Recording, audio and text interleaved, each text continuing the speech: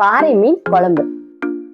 1 kilo பாறை மீன் அலசி எடுத்தாச்சு. அரைக்க 1 கப் துருவிய தேங்காய், 1/2 கப் சின்ன வெங்காயம், 1 டீஸ்பூன் ஜீரகம், 1 டீஸ்பூன் மிளகு, 15 பூண்டு பல், கொஞ்சமா தண்ணி சேர்த்து அரைச்சு எடுத்துடலாம். புளி பார்த்தீங்கன்னா நெல்லிக்காய் சைஸ்ல 2 அளவு எடுத்துக்கலாம். தாளிக்க எண்ணெய் சேர்த்துடலாம். 1 டீஸ்பூன் வெந்தயம், கட் பண்ணிய சின்ன வெங்காயம், 1/2 கப், 3 பச்சை மிளகாய், கருவேப்பிலை. ஸ்டவ்வை சிம்ல வச்சு நல்லா வதக்கிடலாம்.